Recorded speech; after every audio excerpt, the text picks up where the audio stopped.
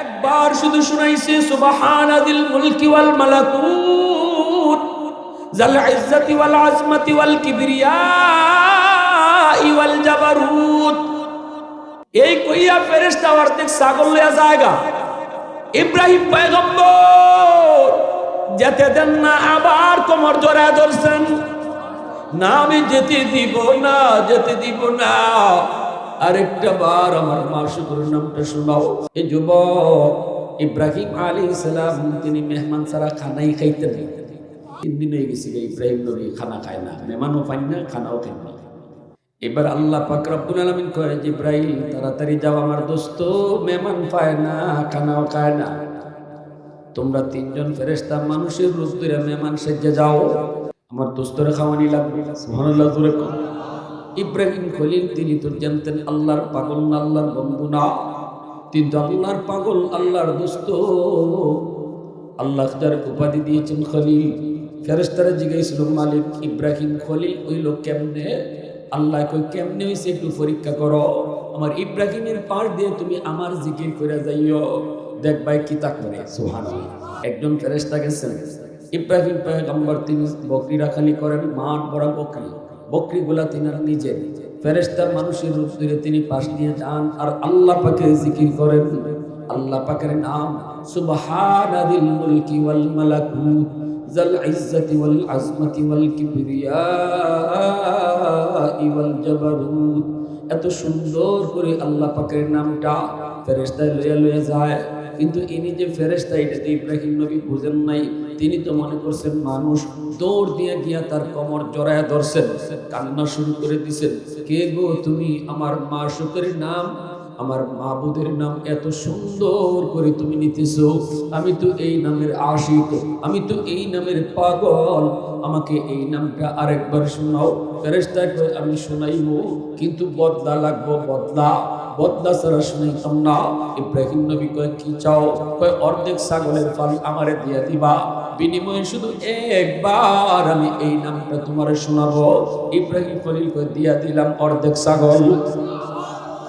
একবার শুধু শুনাইছে সুবহানাদিল মুলকি ওয়াল মালাকুত জাল ইজ্জতি ওয়াল আজমতি ওয়াল কিবরিয়া ওয়াল জাবারুত। এই কইয়া ফেরেশতা অর্ধেক ছাগল লইয়া জায়গা। ইব্রাহিম পয়গম্বর যেতে দেন না, আবার কোমর জড়ায় ধরছেন, না আমি যেতে দিব না, যেতে দিব না, আরেকটা বার আমার মাশুকের নামটা শোনাও। এই নাম যত শুনি আমি ততই মায়া লাগে, আমি তো এই নামের পাগল, যত শুনি ততই মজা লাগে, আমার তো তৃপ্তি মিটে না। ফেরেশতা কয় এখন কি দিবা? ইব্রাহিম পয়গম্বর কয় বাকি অর্ধেক ছাগলের পালও দিলাই। বিনিময়ে আল্লাহর ফেরেশতা আরেকবার শুনাইছে সুবহানাদিল মুলকি ওয়াল মালাকুত জাল ইজ্জতি ওয়াল আজমতি ওয়াল কিবরিয়া ওয়াল জাবারুত। বাকি অর্ধেকটাও দিয়া দিছে। এইবার সবগুলি ছাগল লইয়া ফেরেশতা জায়গা। ইব্রাহিম খলিল তখনও যাইতে দেন না, আবার দৌড় দিয়া গিয়া কোমর জড়ায় ধরছে, কে গো তুমি? কে কে এত সুন্দর করে আমার মাশুকের নাম নিছো, আমার মন ভরে না, আরেকবার কও। ফেরেশতা কই এখন কি দিবা? এখন দিবা কি? শব্দ দিয়া দিছো। আল্লাহর খলিল কান্দে আর কয় আরেকবার যদি শোনাও আমি ইব্রাহিম সারা জীবনের জন্য তোমার গোলাম হয়ে যাব, আমি তোমার গোলাম হয়ে যাব, গোলাম। বিনিময়ে শুধু আরেকবার আমার মাশুকের নাম তুমি শোনাও, আরেকটা বার যদি শোনাও আমি তোমার গোলাম হয়ে যাব।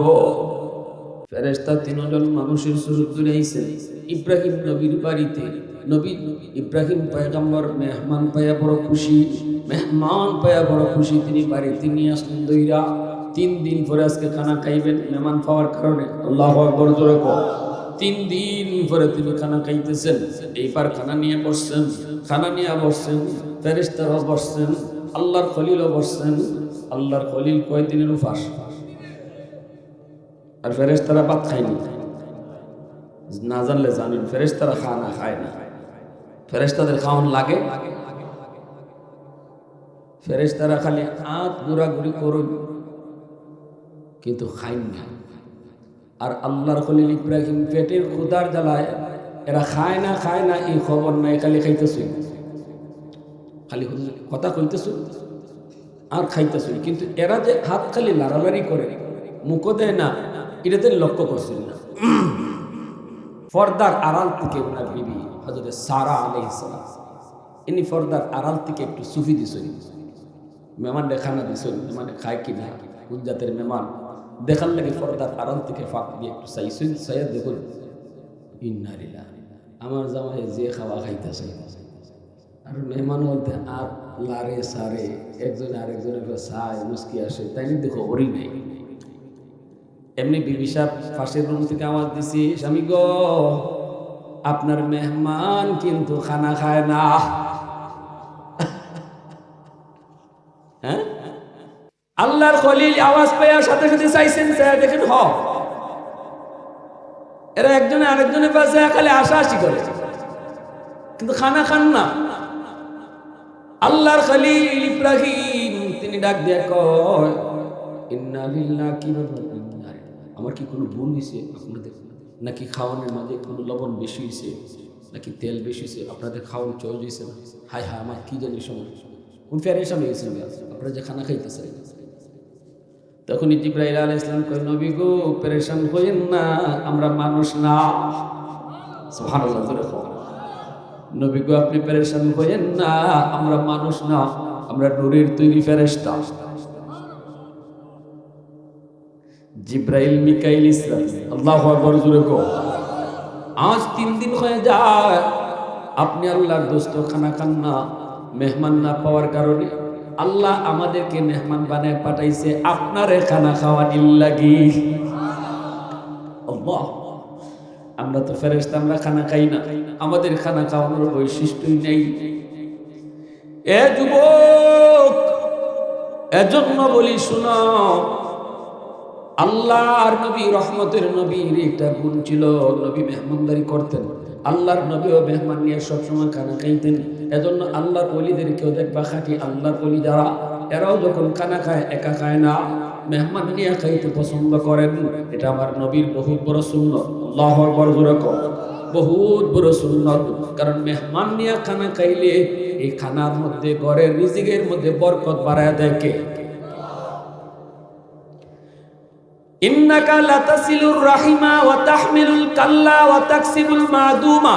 যার কাপড় নাই, কাপড় চোপড় কেনার ক্ষমতা নাই, তারে আপনি কাপড় চোপড় কিনে দেন। ওয়া তুঈনু আলা নওয়াইবিল হক, আপনি সব সময় মানুষকে ভালোর কাজের দিকে ডাকেন। ওই যে যুবকদেরকে নিয়া, ওই যে মায়ের বাংলায় দেন, কত বড় মায়ের হজরে আসওয়াদ নিয়ে লাগলো। মক্কার মানুষগুলা তারা 4 দলে বিভক্ত হয়ে গেল। হজরে আসওয়াদ জান্নাতি পাথর, এই পাথর আল্লাহর ঘরখানায় কাবার ভিতরে কে বসাইব, কোন গোষ্ঠীর লোকে বসাইব? ইটালিয়া সাইরো গোষ্ঠী তলোয়ার লইয়া টেটা সুলফি লইয়া রেডি, জান যাইবুগা, তবু জান্নাতি পাথর আমরা বইমু। হি দলে কয় আমরা বইমু, বেটা হইলে আও। আল্লাহ নবী তখনও নবুয়তি পান নাই, নবীজি ইয়াং, নবী যুবক, কিন্তু মক্কার মানুষ নবীরে আল আমিন উপাধি ডাকে, বিশ্বস্ত। আল্লাহ নবীকে আল আমিন সত্যবাদী কয়ে ডাকে। নবীজির সুনাম চতুর্দিকে ছড়িয়ে পড়ল। এই অবস্থায় যুদ্ধ লাগবে। হজরে আসওয়াদ কেডায় বইতো আল্লাহর ঘর খানায় কাবা, কারণ খানায় কাবা তখন মক্কার মানুষেরা তারা সংস্কার করছিল। আল্লাহর ঘর খানায় কাবা একরকম ভাঙ্গে গেছিল, পুরাতন হয়ে গেছিল, দরজা জানালা জয়রা পড়ে গেছিল। তখন মক্কার মানুষেরা খানায় কাবাকে আবার সংস্কার করছে। ওই যে হজরে আসওয়াদটা নামাইছিল জান্নাতি পাথর, এই হজরে আসওয়াদ জান্নাতি পাথরটা তারা এখন আবার জাগাত বইব, কিন্তু এটাকে সৌভাগ্য মনে করতেছে সবাই। জান্নাতি পাথর আমরা বইমু, আমরা বইমু, হেরা কয় আমরা বইমু। এখন তো মারামারি ওই এখন তারা কি হইব? কারণ ওই সময় তো ছোট্ট থেকে ছোট্ট বিষয় নিয়ে তাদের মাঝে যুগ যুগ ধরে মারামারি হইতো। সেই যুগটার নাম ছিল জাহিলি যুগ। ওই যুগে আমার নবী দুনিয়াতে আগমন করেছেন। উটের পানি আগে কেডা খাইব, কার উঠে আগে পানি খাইব, ইটালিয়া মাইল লাগতো। এই মাইল 10 বছর চলত। আল্লাহ রাসূল সাল্লাল্লাহু আলাইহি ওয়াসাল্লাম যুবকদেরকে সবসময় উৎসাহ দিতেন। আল্লাহ রাসূল ঘোষণা দিয়েছেন, সাবআতু ইউযিল্লুহুমুল্লাহু ফি যিল্লিহি ইয়াওমা লা যিল্লা ইল্লা যিল্লুহু, ইমামুন আদিল ওয়া রাজুলুন শাবুন নাশআ ফি ইবাদাতি রাব্বিহি। রাসূল বলেন, জানো কিয়ামতের ময়দানে আল্লাহর আরশের মেহমান যে 7 দল হবে, এই 7 দলের ভিতরে একদল হবে যুব সমাজ। যেই যুবক যৌবনে আল্লাহর কাম করছে, যেই যুবক যৌবনে আখিরাতের কাম করছে, যেই যুবক যৌবনে জুলুমের প্রতিবাদ করেছে। একজনের মায়ের বাঙ্গায়া দেওয়া, আমরা মনে করি নফল বন্দেগী, নফল নামাজ, নফল রোজা, কোরআন তেলাওয়াত, তাসবিহ তাহলিল, এগুলাই খালি আল্লাহর বন্দেগী না। একজন মানুষ মসজিদে তাসবিহ জপা যতদিনে আল্লাহর ওলি হইব, মসজিদের ভিতরে নামাজের পরে তাসবিহ জপতেছে। আর আরেকজন যুবক নামাজ পড়িয়া মসজিদ থেকে বাইরিয়া সমাজে কোন জায়গায় কি লাগবো, সমাজে কার কি সমস্যা, একজন মেয়ে নিয়ে বিপদে পড়ছে, বিয়া দিতে পারে না, 10 জনের লইয়া তার বিয়া দেওয়ার ব্যবস্থা করে। একজন অসুস্থ, চিকিৎসার টাকা নাই, সে 10 জনের লইয়া তার চিকিৎসার ব্যবস্থা করে। আল্লাহ রাসূল বলেন, মসজিদে বৈশা তাসবিহ জপা যতদিনে সে আল্লাহর ওলি হইব, সে একদিনে মানুষের দ্বারে দ্বারে আটকা এর আগে আল্লাহর ওলি হইব। 1000 রাকাত নফল বন্দেগী যদি এক পাল্লায় রাখা হয়, তবু এই পাল্লা ভারী হবে না। যদি একজন মানুষ মানুষের উপকারের জন্য দাঁড়ে দাঁড়ে ঘুরে, এই পাল্লা ভারী হয়ে যাবে। সুবহানাল্লাহ, আওয়াজ দিয়ে বলেন। এটাকেই বলে খেদমতে খালক। আম্মা জান খাদিজাতুল কুবরা রাদিয়াল্লাহু তাআলা আনহা, আমার রাসূল যখন গারে হেরা জিবরাইল আমিনকে দেখে ভয় পাইলেন, যে এত বড় মানুষ, আসমান ও মাথা লাগে, জমিনে ফাও। জিবরাইল ইসলামের দিককে নবীজি ভয় পেয়ে গেছে। আল্লাহ রাসূল কাঁপতে কাঁপতে বাড়ি আইসেন, আইসা বলতেছেন, খাদিজা জাম্মিলুনি জাম্মিলুনি জাম্মিলুনি, আমার কম্বল দিয়ে আচ্ছন্ন করো, কম্বলি দিয়ে তাড়াতাড়ি ধরো ধরো, আমার শরীর কাঁপতেছে, মনে তাফু দিয়ে। আম্মা জান কি হয়েছে? আমি ভয় পাইছি, আমার নিয়ে কোনো ক্ষতি হয়ে যায়, আমি ভয় পাইছি। আম্মা জান বলে, কেন কি হয়েছে? অত বড় মানুষ দেখছি, মাথা আসমান ও ফাও জমিন। আল্লাহু আকবার। আমার ভাইরা বন্ধুরা, যুবক, আম্মা জান তখন নবীকে সান্ত্বনা দিয়েছেন। নবীকে সান্ত্বনা দিয়া বলেন, নবী গো, আপনার কোনো ক্ষতি হতেই পারে না, আল্লাহ আপনার কোনো ক্ষতি করতেই পারেন না। কারণ নবী তখনও কিন্তু নবী হইছেন না, নবীজি তখনও নবুয়তি পান নাই।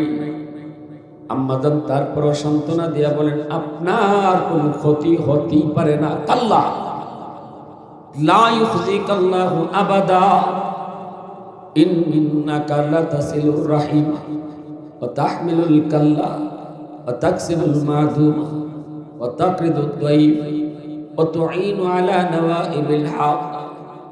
না গো নবী, আপনার কোনো ক্ষতি হতেই পারে না, কারণ আপনার ভিতরে এমন কিছু গুণ রয়েছে, আপনার ভিতরে এমন কিছু আখলাক রয়েছে, যেই গুণগুলি মানুষের কাছে থাকলে এই মানুষটার কোনো ক্ষতি হতেই পারে না, আল্লাহ পাক তার বিপদে ফেলাইতে পারেন না।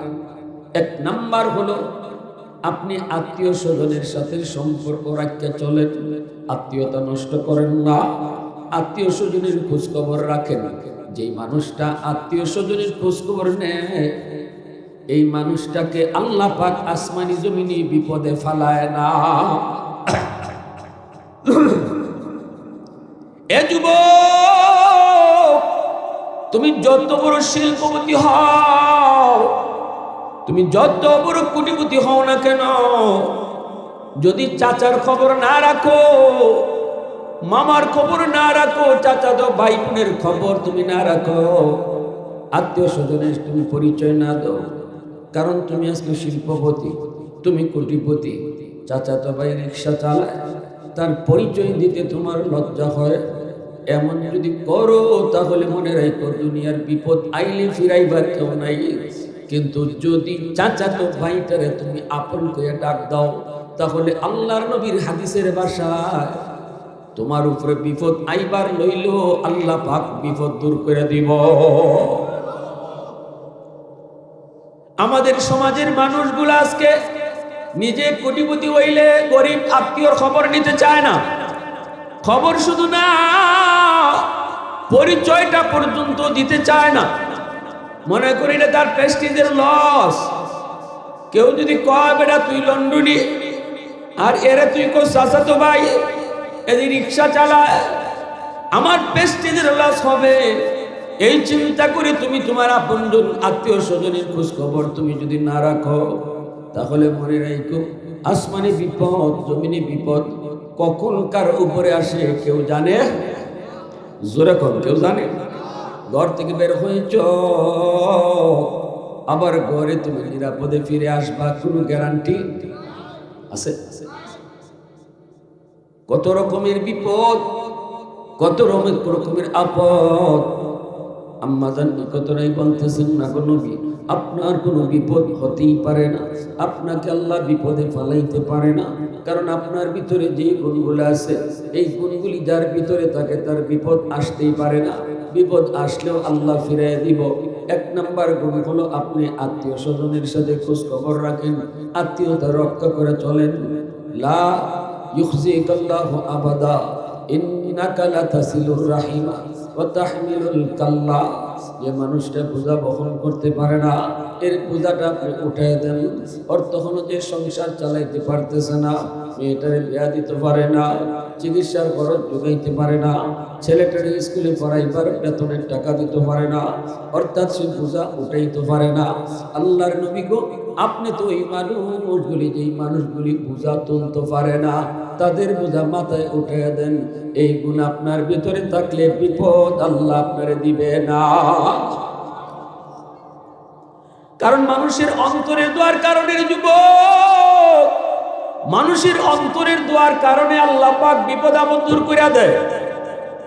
ওই যে একজন অভাবী মানুষ, ওই অভাবী মানুষটার বিপদের সময় আপনি পাশে দাঁড়াইছেন, তার অন্তর থেকে যে দোয়া আসবে, এই দোয়ার কারণে আল্লাহ পাক আপনার বিপদ দূর করে দিবে।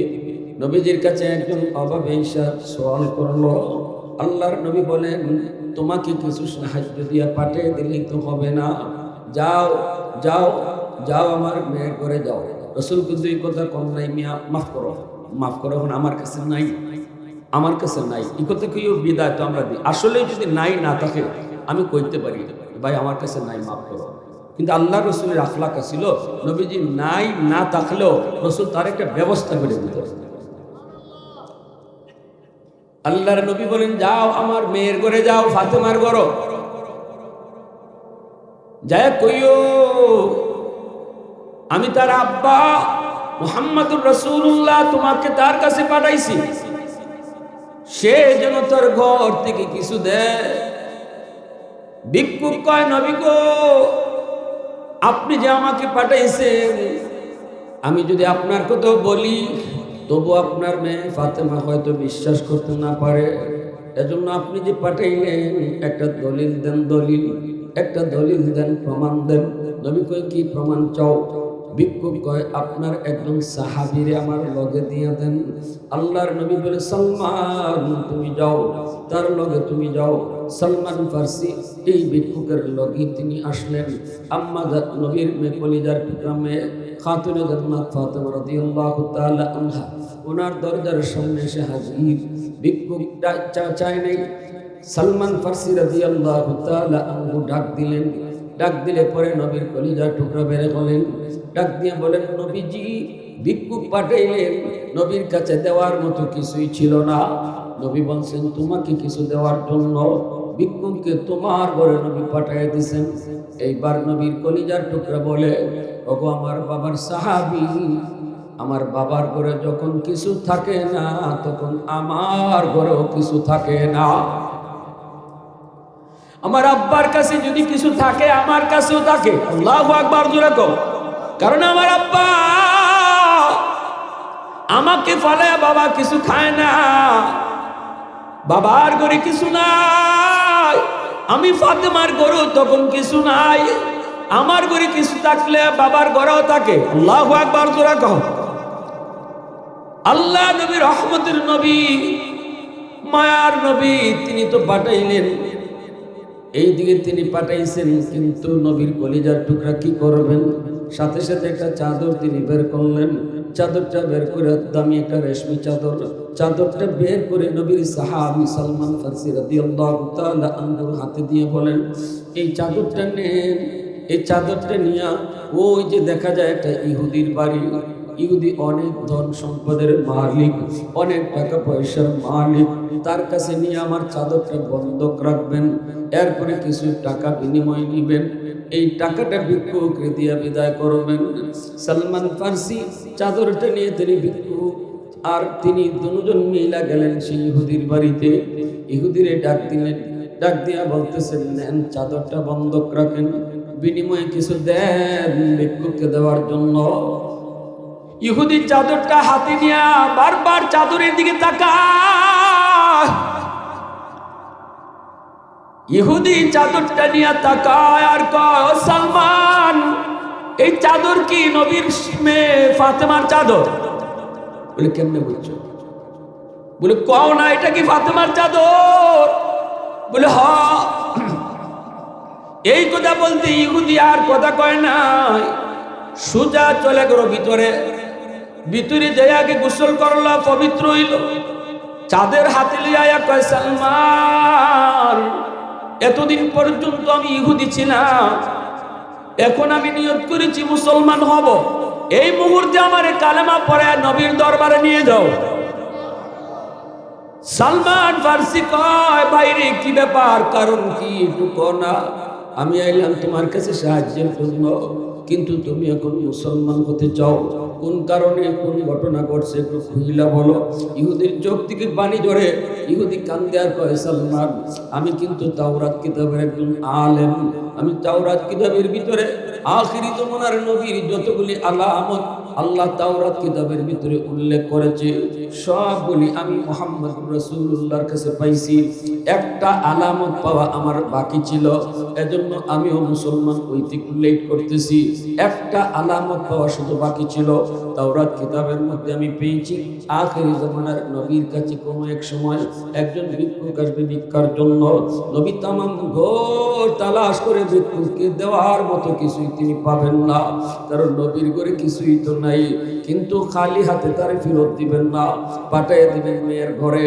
মেয়েও ঘর তালাশ করে কিছু পায় না, চাদর দিয়ে দিছে একটা, এই চাদর নিয়ে একজন যাবে ইহুদির বাড়িতে, ইহুদির কাছে বন্ধক রেখে কিছু দেওয়ার জন্য। এই কথাটা আমি তাওরাত কিতাবে পাইছি রে সালমান, আমি এইটার অপেক্ষায় ছিলাম, অপেক্ষায়। আজকে আমি নিজে এটা প্রমাণ পাওয়া গেলাম, এই চাদর তো নবীর কলিজার টুকরা মেয়ে ফাতেমার চাদর।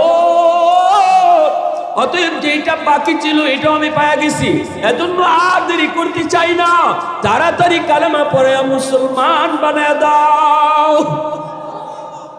والليل من زلف محمد كترنم والشمس من رخساري أحمد كترنم والفجر من صبح رسالتك بشارات والعصر من ظهور نبوتك بشارات हर फूल में रूय मदीना का तबस्सुम शाखों की लचक में बेकदा का तकल्लुम यासीन से मौला ने कभी उनको पुकारा हामीम कभी और कभी तासीम इशारा ए रमज़ों के कुछ आशिक माशूक के माबैन समझा जिन्हें खल्क़ में एक सरवर कौनैन समझा जिन्हें खल्क़ में एक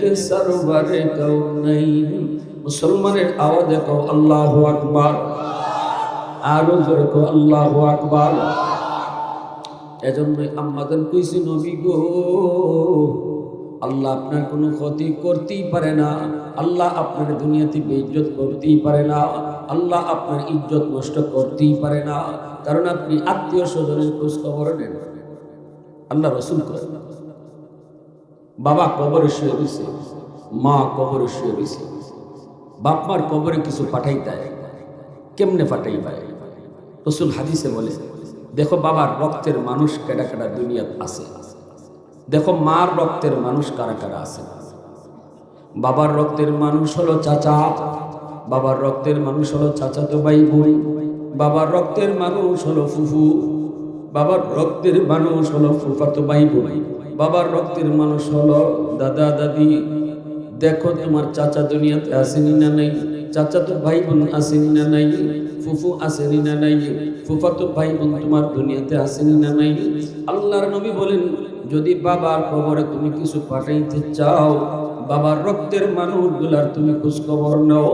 যখনই তুমি বলবা চাচা, ফোনটা দিয়া কইবা চাচা তুমি কেমন আছো, আল্লাহ রসুল কয় যেন বাবার কবরে বাবারই তুমি ফোন লাগাইছো। মা দুনিয়াতে নাই, কিন্তু মা রক্তের মানুষ দুনিয়াতে জীবিত। মা রক্তের মানুষ হলো নানা নানি, মা রক্তের মানুষ হলো মামা মামি, মা রক্তের মানুষ হলো খালা খালু, মা রক্তের মানুষ হলো খালাতো ভাই বোন, মা রক্তের মানুষ হলো মামাতো ভাই বোন।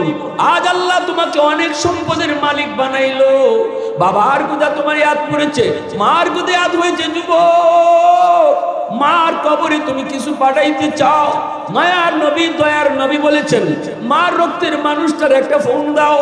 ফোনটা দিয়া শুধু কও, খালা তুমি কেমন আছো, মামা তুমি কেমন আছো, খালা তো বাইরে রেজি গাও, বাইরে তুই কেমন আছো। এই মার রক্তের মানুষটার খবর নেওয়ার কারণে মায়ার নবী কয়, ফোনটা আল্লাহ পাক মার কবরে পাঠায় দিব। আওয়াজ আসতে হয়েছে, আরো জোরে আরো জোরে। এ যুবক, বাবার নামে মার নামে জিয়াফত কইরা লাখ লাখ টাকার গরু জবাই করো, অসুবিধা নাই, গরিবরে তুমি খাও, কিন্তু এই মার বাবার কবরেই তো তুমি কিছু পাঠাইতে চাও। আল্লাহর নবী রহমতের নবী বলেন, এই বাপ মার রক্তের মানুষগুলার খোঁজ খবর নিও, আত্মীয় স্বজনের সাথে তুমি সম্পর্ক রাখতে চলল। যখনই বাপ মার রক্তের মানুষগুলার খোঁজ খবর নিবা, তখনই তোমার বাপ মার কবরে আল্লাহ তোমার খেদমত ফাটাইয়া দিব।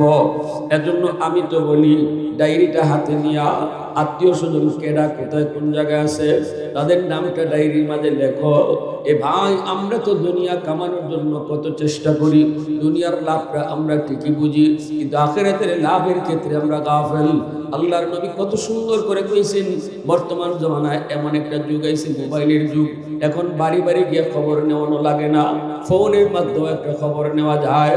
যেহেতু ফোনের যুগ, টেলিফোনের যুগ, ডায়েরির মধ্যে তুমি নামগুলো উঠে রাখো। খালা, খালার না খালার নাম্বারটা উঠাও, মামা, মামার নাম্বারটা উঠাও, খালাতো ভাই, খালাতো ভাইয়ের নাম লিখে নাম্বারটা উঠাও। এইদিকে বাবা নাই, বাবার রক্তের মানুষগুলার নামগুলা উঠাও। ডান দিকে তুমি মোবাইল নাম্বারটা উঠাও।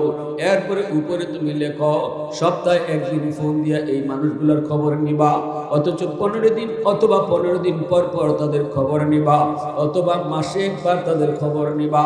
এ যুবক, কিছু টাকা মোবাইলের ভিতরে ঢুকাইয়া তুমি যদি বাবার আদর্শ সন্তান হও, তুমি যদি মার আদর্শ সন্তান হও, তুমি যদি সত্যিকার অর্থেই তুমি চাও মার কবরে তুমি কিছু পাঠাইতে, বাবার কবরে তুমি কিছু পাঠাইতে, এই নাম্বারগুলোতে যখনই তুমি ফোন দিছো, যে বাবার রক্তের হলে বাবার কবরে ফোন যায়, আর মার রক্তের মানুষ হলে মার কবরে ফোন যায়। আল্লাহ জানায় দেয়, তোমার রক্তের মানুষের খবর নিছে তোমার সন্তান, আমি আল্লাহ তোমার কবরে শান্তি বাড়ায় দিছি। তোমার রক্তের মানুষের খবর নিছে তোমার সন্তান, আমি আল্লাহ খুশি হইয়া তোমার কবরের শান্তি বাড়ায় দিছি, অশান্তি আমি দূর করে দিছি। এ যুবক, আমার নবীর কথা শুনো, আমার নবী কত সুন্দর কথা বলছে। এজন্য আম্মা জান খাদিজাতুল কুবরা রাদিয়াল্লাহু তাআলা আনহা কয়, না গো নবী না, আল্লাহ আপনারে বেইজ্জত করবে না, দুনিয়াতে আল্লাহ আপনার অপদস্থ করতেই পারে না, আল্লাহ আপনার ক্ষতি করতেই পারে না, কারণ আত্মীয় স্বজন সবার খোঁজখবর আপনি রাখেন, আত্মীয়তার সম্পর্ক নষ্ট করেন না। কিয়ামতের ময়দানে যারা দুনিয়াতে আত্মীয়তার সম্পর্ক নষ্ট করব, এদের দিকে আল্লাহ চাইতোই না। হাদিস শরীফ আছে, দুনিয়াতে যারা আত্মীয়তার সম্পর্ক নষ্ট করে নিব, এর ফায় আল্লাহ চাইতই না, তাকেই তো আল্লাহ এটারে এত খারাপ জানা। এরপর আম্মাদান কইছে আপনি অভাবের অভাব দূর করেন, আপনি যে মানুষটা চলতে পারে না তারে চলবার সুযোগ করে দেন। দেখেন একটা সাইল আসছে, রসুল নিজে ফারণ্য দিতা, কিন্তু এরপরও কোন যাওগা এই কথা কইছেন না, রসুল একটা ব্যবস্থা বাতাই দিয়েছেন। সুবহানাল্লাহ। আর একজন আইছে, রসুল একটা তোমারে তো আমি টেকা যদি দেলাই এখন না খরচ করে লিবাই, এক কাম করো তোমার আমি একটা কোরাল কিনে দিলাই, এই কোরালটা দিয়া তুমি জঙ্গলে যাইবাই, জঙ্গলে গিয়ে কাঠ কাটবাই, কাঠ কেটে বাজারে নিয়ে কাঠ বেচবাই। এইভাবে দেখা গেছে এই লোকটা একটা কোরাল কেনার পরে তার অভাব দূর হইয়া সে সচ্ছল হয়ে গেছে। সমাজের 10টা যুবক যদি চায়, সমাজের 10টা যুবক যদি চায় আমাদের একজন অভাবী মানুষ সমাজের মধ্যে একটা ভালো মানুষ, অভাবের মধ্যে ফইরা বউ বাচ্চা নিয়ে বড় কষ্টে আছে, একবার দুইবার সাহায্য করার দরকার নাই, কিছু টাকা একবারে তুললে তার একটা দোকান দেওয়ার ব্যবস্থা করে, একটা সেলাই মেশিন দিয়া দাও তার বউরে, দেখবা কোনো একটা উপার্জন করার সিস্টেম যদি তারে দেখায় দাও, এটা আমার নবীর বহুত বড় সুন্নাত। একটা ব্যবস্থা দেওয়া দাও, একটা রিক্সা কিনে দেওয়া দাও, যাও তুমি রিক্সা পাও, 10 জনে মিল্লা 5 জনে মিল্লা সংসারটা চলুক, একটা রিক্সা উসিলায়। মহিলা বিপদ আছে, একটা গাই কিনে দিলাও, সবাই মিল্লা নেও, গাইটা তুমি ফালো, বাছুর দুধ দিব, দুধ বিচ্ছা দেখবা একটা সংসার চলে গেছি। আলহামদুলিল্লাহ। হালাল রুজি হালাল কামাই যদি কম হয় আল্লাহ এর মধ্যে বরকত বাড়াইয়া দেয়, আর হারাম যদি একবার আকাশ পরিমাণ হয় বরকত থাকে না। হারামে আরাম নাই, ঠিক না? যখন হারামে সুদের ব্যবসা কইরা ঘরে লাখ লাখ টাকা ঢুকাইছো, লাভ নাই, 2 দিন পরেই ফুলায় তোমার ঘর থেকে বাইর করে, 2 দিন পরেই বউ তোমার সাথে যা তা ব্যবহার করবে, শান্তি আল্লাহ দিবে না, কারণ আল্লাহ নারাজ হয়। ইয়ামহাকুল্লাহুর রিবা ওয়া ইউরবিস সাদাকাত। আল্লাহ পাক রব্বুল আলামিন সুদ করে দেখতেই পারে না, এজন্য আল্লাহ পাক কয় দুনিয়াতেই সুদ করে আল্লাহ ধ্বংস করবো, তার সম্পদ ধ্বংস হইব, সম্পদ ধ্বংস হইব। বউ বাচ্চা ভাই ভাই বাপ বেটা কারো মধ্যে আল্লাহ মিল রাখবে না যদি গড়ে হারাম টাকা ঢুকে। টেকা তো মানুষে কামায় আরামের লাগি, কিন্তু এই টাকায় যদি জ্বালা বাড়ায় তাইলে কেন কামাইব, কেন এই টাকা ঢুকাইব? আমরা যদিও দেখি হারাম টাকা যারা কামাইতেছে অল্প দিনে আঙ্গুল ফুলে কলা গাছ হইতেছে, খবর লইয়া দেখেন ঘরে কদ্দুর শান্তি আছে। বাহির থেকে তো আমরা বুঝি না, ভিতরে ঢুকে দেখেন শান্তির মালিক কেডা? চেয়ারম্যান সাহেব। আপনাদের এলাকার চেয়ারম্যানের শান্তি পেয়েছে? হ্যাঁ, শান্তি এমপির কাছে, হাসিনার কাছে? হাসিনা তো শান্তিতে নাই, ঠিক না? জুড়ে কর, হ্যাঁ, শান্তির মালিক কেডা? আল্লাহ। এই জন্য এটা আল্লাহ নিজের কাছে রাখছে। কেন লাগি? আনাইলে পয়সাওয়ালারা টেকা দেয় শান্তি কিনে লইব। আল্লাহ কয় টেকার মাঝে আমি শান্তি রাখছি না, ক্ষমতার মাঝেও আমি শান্তি রাখছি না, চেয়ারের মাঝেও শান্তি রাখছি না। শান্তি আমি আল্লাহ দেই, একটা গরিবের অন্তরে আমি শান্তি দিতে পারি। নাক ডাকায়া ঘুমাইব রিক্সাওয়ালা, আর তুমি হারাম কর 10টা ঘুমের ট্যাবলেট খাইয়েও ঘুমাইতে পারতা না। খালি আপ ইবাই নিবাই আর হিবাই নিবাই, বালিশ খালি উল্টাইবাই, ঘুম আর আইতো না, ঠিক কিনা? জোরে খান, কষ্ট হয়ে দিয়েছেন আমার কথা। বুঝি না আমরা শান্তি কোন জায়গা? আল্লাহ তো শান্তি একমাত্র আমি আল্লাহরে মানার মধ্যে। আমারে ভয় করে চলো, হারাম থেকে বাঁচছো, গুনার থেকে যে যত বেশি বাঁচবো তার কলিজায় আল্লাহ তত শান্তি বাড়াইয়া দিবে। এজন্য আমার ভাইরা বন্ধুরা বলতেছিলাম, একটু মন দিয়ে দিল দিয়ে শুনেন। আম্মা জান বলেন নবী না না, আল্লাহ আপনারে বিপদে ফেলাইতে পারে না, আল্লাহ আপনার বিপদাপদ দিতে পারে না। যেই সমাজের ভিতরে যুবকগুলি সমাজের ভালো ভালো কাজ করার উদ্যোগ নেয়, এই যুবকগুলিরও আল্লাহ পাক তার সামনের জীবনে কোনো ঘাটে আটকাইতো না। সামনের জীবনের যতগুলি ঘাটগুলাতে আল্লাহ তারে বেইজ্জত করতো না। কাল্লা লা ইউখজিকাল্লাহু আবাদা, কারণ এই যুবকের জন্য একটা গরিব মানুষের দোয়া আছে। ঠিক না জোরে কও। কারণ এই গরিবটার, এই যুবকটার জন্য তার আত্মীয় স্বজনের দোয়া আছে। এরপরে আম্মা জান কয় আপনি মেহমানের মেহমানদারি করেন। কি করেন? মেহমানের মেহমানদারি করেন। মেহমানের মেহমানদারি করা ওয়াজিব। যদি আপনার ঘরে মেহমান আইয়, মেহমানের সাথে আপনি খারাপ আচরণ করতে হয় না। মেহমান যদি আইয়, মেহমানের মেহমানদারি করা কিন্তু ওয়াজিব। দাওয়াত দেওয়া সুন্নত, আইলে পরে তার কদর করা ওয়াজিব। এজন্য আল্লাহ রাসূল সাল্লাল্লাহু আলাইহি ওয়াসাল্লাম বলেন, মান আরাদা আন ইয়াবসুতার রিজকা ফালইউকরিম দাইফা। নবীজি বলেন, শোনো, কেউ যদি রিজিকের ভিতরে প্রশস্ততা চাও, ব্যবসার ভিতরে যদি বরকত চাও, তোমার ইনকামের ভিতরে যদি তুমি বরকত চাও, আল্লাহ নবী বলেন বেশি বেশি করে মেহমানদারি করো। আওয়াজ দেখবেন না সুবহানাল্লাহ। ও ভাই, আমি আজকে যা কইতেছি সব কিন্তু আমরা চিন্তা চেতনা উল্টা উল্টা কইলো কথাগুলো রসুলের। কোনো সন্দেহ আছে? আমরা দেখি মেহমানে আই আমার ক্ষমায়া যায়, আমার ফিজক গুছ আছিল, গুছ কমাই গেছি। মাছটা আসছিল, মেহমান আয় মাছ কমা খাইয়ে গেছে। এটা আমি আপনি দেখি, কিন্তু আল্লাহ রসুল কয়, আমি রসুল বলতেছি, মেহমানে আইয়া তোমার রিজিক বাড়ায় দেয়া গেছে। এবার আপনারা এখন আমার দেখা ঠিক না নবীর দেখা ঠিক? আমার দেখা ঠিক না রসুলের দেখা ঠিক? আল্লাহ রসুলে কইতেছেন, আমি দেখতেছি মেহমান তোমার ঘরে আইছে, তোমার রিজিক বাড়ায় দেয়া গেছে। কেমনে আইব রিজিক এটা তুমি বুঝতাই না, আল্লাহ বাউ করে দেবে। ঠিক কিনা জোরে? এজন্য মুসা আলাইহিস সালাম কইছে, আল্লাহ তুমি যখন কোন বান্দার উপরে খুশি হও, তখন তুমি খুশি যে হইছো এটা তারে বুঝাও কেমনে? কথা আমার বুঝিন না। আমি কিছু কিছু আপনারা ভাই আমাকে মারতাম পারি, বুঝতে অসুবিধা হয় না তো। মুসা আলাইহিস সালাম কয়, আল্লাহ তুমি তোমার বান্দার উপরে খুশি, এটা বান্দার বুঝতো কেমনে? আল্লাহ এখন আমি খুশি হইলে প্রথমে বৃষ্টি দিই, যে এলাকায় বৃষ্টি হইব বুঝবার আমি আল্লাহ এই এলাকার উপর খুশি আছি। সুবহানাল্লাহ, আসতে কইবেন। মুসা আলাইহিস সালাম কয়, আল্লাহ এর থেকে আরো বেশি যদি খুশি হও তখন কি করো? আল্লাহ এখন এর থেকে বেশি খুশি যখন হই, তখন আমি তার বড় মেহমান ফাটাই। সুবহানাল্লাহ, আসতে কইবেন। কথাগুলো মনে রেখে। মুসা আলাইহিস সালাম কইলেন, আল্লাহ এর থেকে বেশি যখন খুশি হও, চূড়ান্ত খুশি, তখন কি হবে? আল্লাহ এখন তখন তার আমি মেয়ে সন্তান নেই।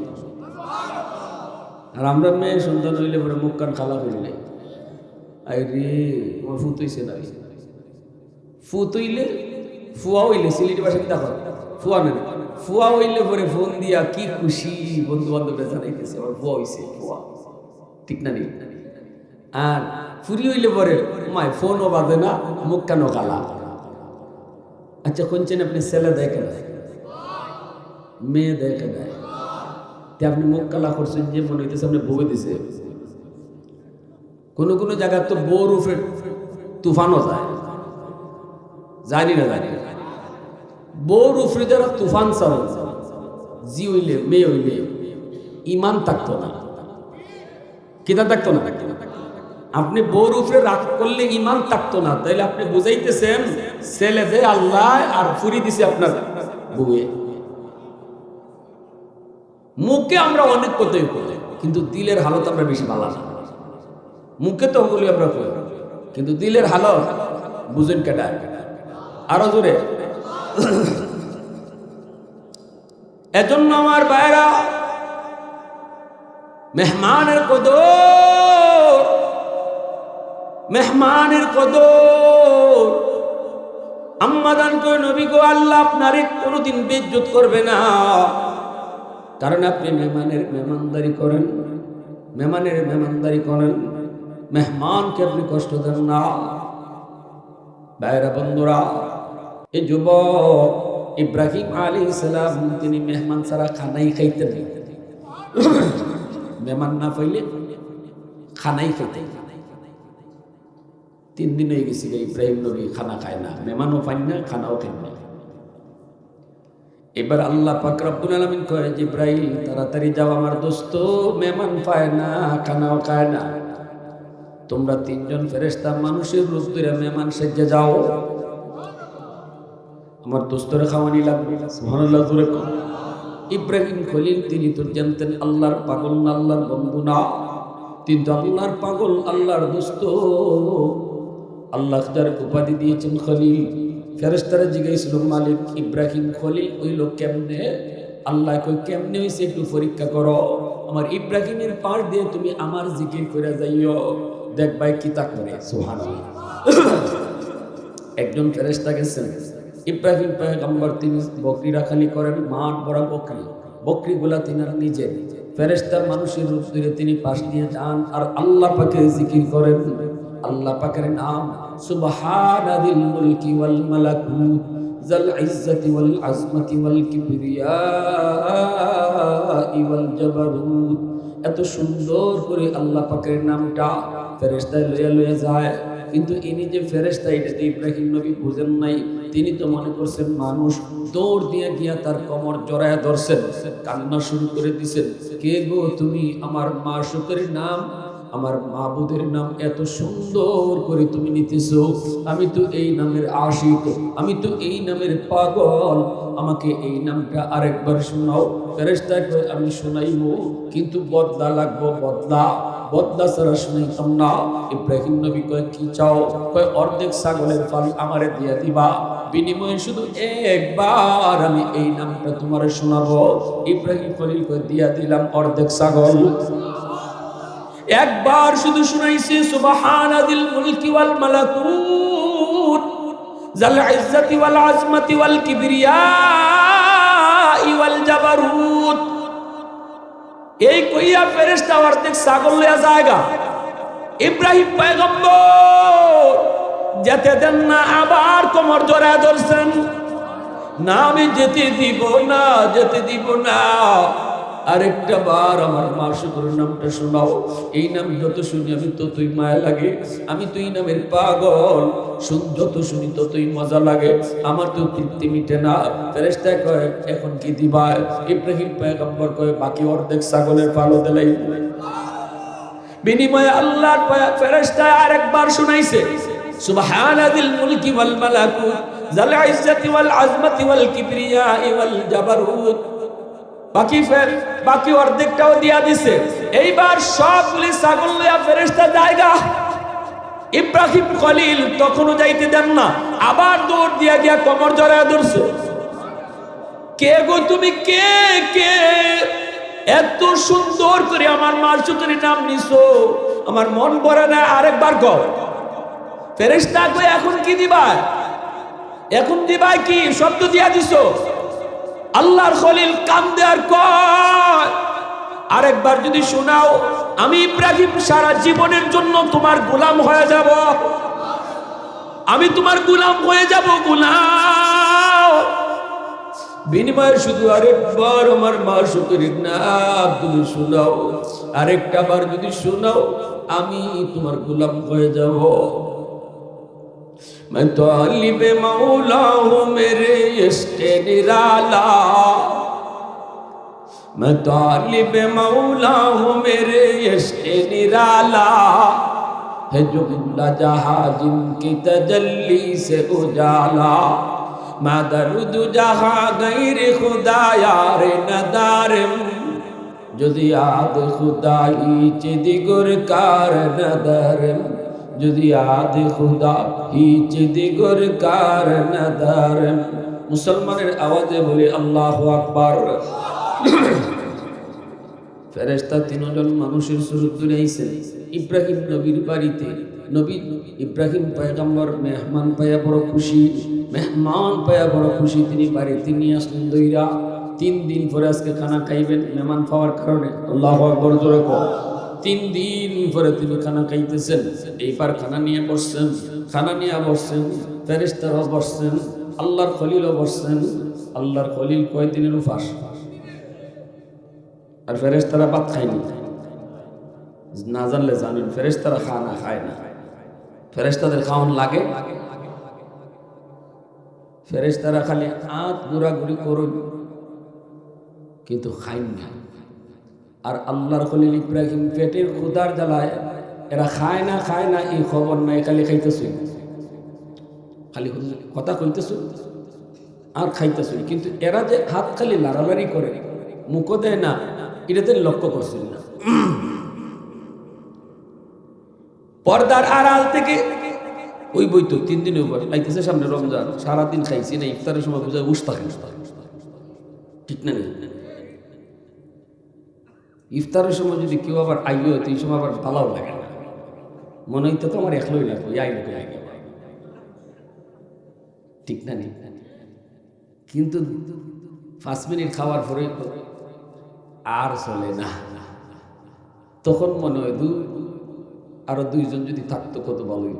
কিন্তু খাইবার আগে ইফতার সামনে যা আছে মনে হয় সবগুলো আমার একাই লাগবো, আরো শর্ট অফ হতে পারে।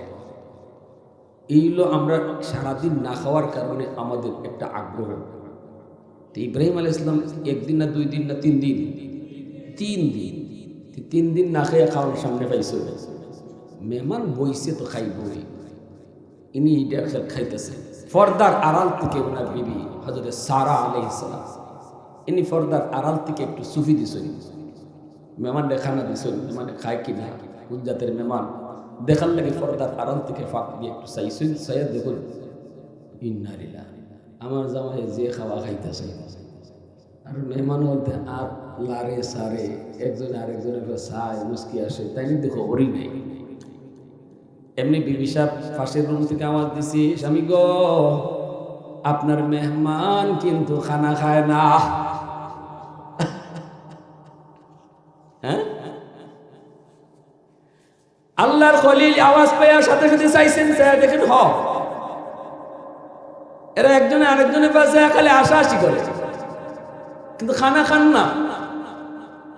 আল্লাহর খলিল ইব্রাহিম তিনি ডাক দিয়ে কয়, ইন্না লিল্লাহি কি ব্যাপার, আমার কি কোনো ভুল হয়েছে আপনাদের, নাকি খাওয়ানোর মাঝে কোনো লবণ বেশি হয়েছে, নাকি তেল বেশি হয়েছে, আপনাদের খাওয়ানো চল হয়েছে না, হায় হায় আমার কি জানি সমস্যা, কোন পেরেশান হয়েছে আপনারা যে খানা খাইতেছেন। তখন জিবরাইল আলাইহিস সালাম কয়, নবী গো পেরেশান হইেন না, আমরা মানুষ না। সুবহানাল্লাহ, নবী গো আপনি পেরেশান হইেন না, আমরা মানুষ না, আমরা নূরের তৈরি ফেরেশতা। জিবরাইল মিকাইল ইসরাফিল, আল্লাহু আকবার জোরে কও। আজ 3 দিন হয়ে যায় আপনি আল্লাহর দোস্ত খানা খান না, মেহমান না পাওয়ার কারণে আল্লাহ আমাদেরকে মেহমান বানায় পাঠাইছে আপনারে খানা খাওয়ানির লাগি। আল্লাহ, আমরা তো ফেরেশতা, আমরা খানা খাই না, আমাদের খানা খাওয়ানোর বৈশিষ্ট্যই নেই। এ যুবক, এজন্য বলি শুনো, আল্লাহর নবী রহমতের নবীর একটা গুণ ছিল, নবী মেহমানদারি করতেন। আল্লাহর নবীও মেহমান নিয়ে সবসময় খানা খাইতেন। এজন্য আল্লাহর ওলিদেরকেও দেখবা খাঁটি আল্লাহর ওলি যারা, এরাও যখন খানা খায় একা খায় না, মেহমান নিয়ে খাইতে পছন্দ করেন। এটা আমার নবীর বহুত বড় সুন্নত। আল্লাহু আকবার জোরে কও, বহুত বড় সুন্নত। কারণ মেহমান নিয়ে খানা খাইলে এই খানার মধ্যে, ঘরের রিজিকের মধ্যে বরকত বাড়ায় দেয় কে? ইন্নাকা লাতাসিলুর রাহিমা ওয়া তাহমিলুল কাল্লা ওয়া তাকসিবুল মাদুমা। যার কাপড় নাই, কাপড় চোপড় কেনার ক্ষমতা নাই, তারে আপনি কাপড় চোপড় কিনে দেন। ওয়া তুঈনু আলা নওয়াইবিল হক, আপনি সব সময় মানুষকে ভালোর কাজের দিকে ডাকেন। ওই যে যুবকদেরকে নিয়া, ওই যে মায়ের বাংলায় দেন, কত বড় মায়ের হজরে আসওয়াদ নিয়ে লাগলো। মক্কার মানুষগুলা তারা 4 দলে বিভক্ত হয়ে গেল। হজরে আসওয়াদ জান্নাতি পাথর, এই পাথর আল্লাহর ঘরখানায় কাবার ভিতরে কে বসাইব, কোন গোষ্ঠীর লোকে বসাইব? ইটালিয়া সাইরো গোষ্ঠী তলোয়ার লইয়া, টেটা সুলফি লইয়া রেডি, জান যাইবুগা, তবু জান্নাতি পাথর আমরা বইমু। হি দলে কয় আমরা বইমু, বেটা হইলে আও। আল্লাহ নবী তখনও নবুয়তি পান নাই, নবীজি ইয়াং, নবী যুবক, কিন্তু মক্কার মানুষ নবীরে আল আমিন উপাধি ডাকে, বিশ্বস্ত।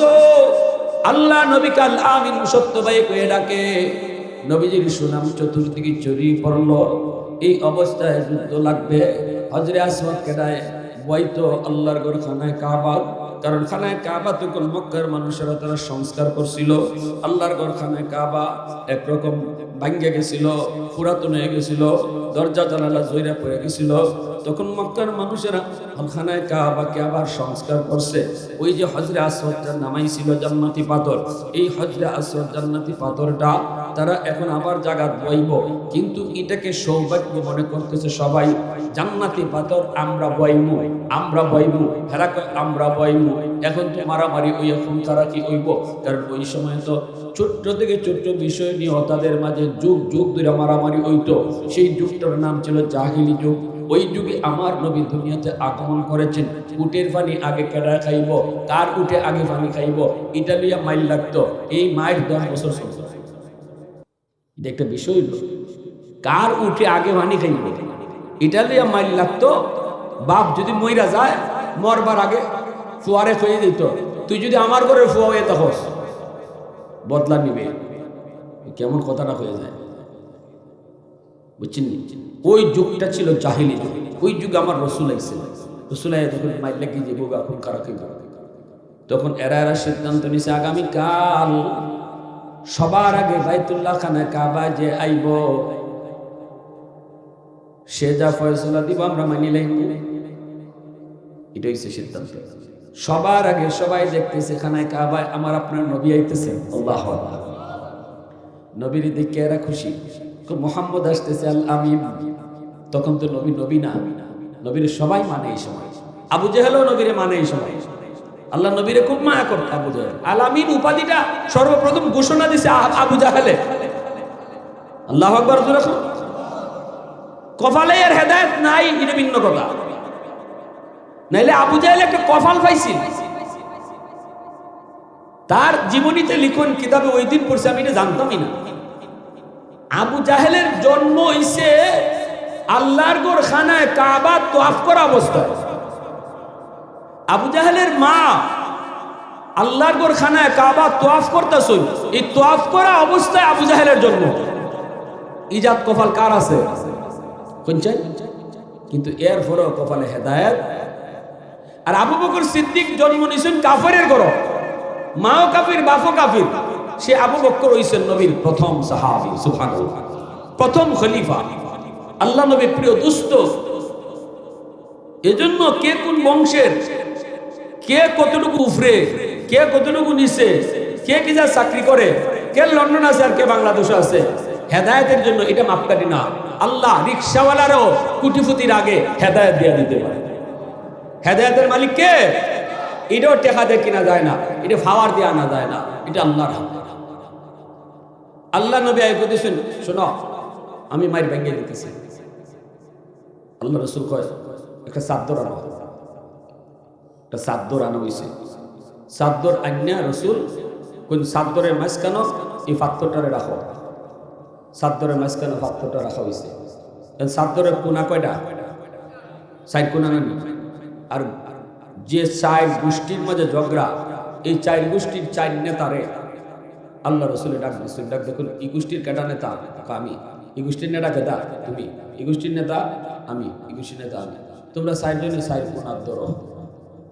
আল্লাহু আকবার। জোরে খাও, আরো জোরে খাও না। রসুল কয় 4 জনে 4 কোনার ধরো, দইরা ভাত্তরে জাগাও। 4 জনে 4 কোনার দইরা ভাত্তরে জাগাইয়া একবার আল্লাহর ঘর খানায় কাবার দাঁড় লইয়া আইছিল, যে জায়গার মাঝে ভাত্তরটা বয়নি হইব। এখানে আওয়ার পরে আল্লাহ রসুল আস্তে করে নিজের হাত কান লাগাইয়া ভাত্তর করে বয়নি। যে মাইরে কত মানুষ খুন হইতো এর হিসাব নাই। এই মাইকটা আল্লাহ রসুল তিনি মুহূর্তের ভিতরে মীমাংসা করে দিয়েছেন। 4 গোষ্ঠী খুশি, সবাই খুশি।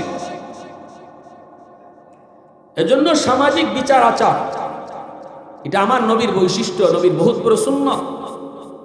উলামায়ে কেরামের দায়িত্ব আছে সমাজের বিচার আচারে যাওয়া, বিচার আচারে বসা, ন্যায়ের পক্ষে কথা কওয়া, দ্বন্দ্ব লাগলে দ্বন্দ্ব নিরসন করা, ঝগড়া দূর করে দেওয়া। 2 জন মুসলমানের মাঝে ঝগড়া দূর করার লাগে যদি একজনে মাঝখানোর চেষ্টা করে, জানোনি কিতা মিছা কথা কওয়া কিতা হালাল না হারাম? আওয়াজ আসতে গেলে লাগে আসুন নাকি মিশা কথা খাওয়া হারাম। কি জাত হারাম? আল্লাহ নবীর সাহাবী জিগায়, নবী গো মুসলমানে কি জিনা করতে পারে? রাসূল ওই যেতে পারে। সাহাবী কোনে রাসূলুল্লাহ মুসলমানে কি চুরি করতে পারে? রাসূল ইডো ওই যেতে পারে। এরপরে সাহাবী কোনে রাসূলুল্লাহ মুসলমানে কি মিছা মারতে পারে? রাসূল কো অসম্ভব, মুসলমানে মিছা মারতে পারে।